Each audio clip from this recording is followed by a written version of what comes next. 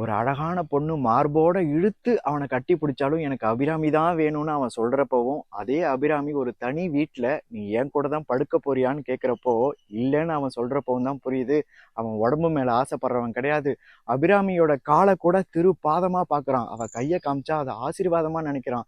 திட்டி பேசினாலும் அதை தெய்வ வாக்கா நினைக்கிறான். கார் எடுத்து மோத வந்தாலும் கத்தி எடுத்து குத்த வந்தாலும் அவளுக்கு எதுவும் ஆயிடுமோன்ற ஒரு பரிதவிப்பு. அவ கட்டை எடுத்து அவன் மண்டையை உடைச்சு கொல்ல வந்தாலும் அவளுக்கு ஒண்ணுன்னா அவளை காப்பாத்தணுமே நினைக்கிற அந்த துடி துடிப்பு, என்ன பசியா இருந்தாலும் அவ சாப்பிட்டோம் அப்புறம் நம்ம சாப்பிட்டுக்கலாம்னு நினைக்கிற அந்த பாசம் இருக்குல்ல. 60 கோடி சொத்து இருக்கிற ஒரு அழகான பொண்ணை கூட ஒரு பைத்தியக்காரன் அன்பு செலுத்தினா மாத்த முடியுன்ற ஒரு அதிசயம் அங்க நடக்குது. அந்த 60 கோடி சொத்தை இன்னொருத்தவனுக்கு அவ எழுதி வச்சுட்டு அதை விட பெரிய சொத்து கிடைச்சிட்டுதா அவன் முகத்தை அவ பாக்குறா. அவளை சுட்டுறாங்க. அவ சாக போறப்போ இத்தனை நாளா அவனை கொல்லணும்னு நினைச்சவ அவனை எப்படியாவது காப்பாத்தி விட்டுட்டு சாகணும்னு நினைக்கிறா.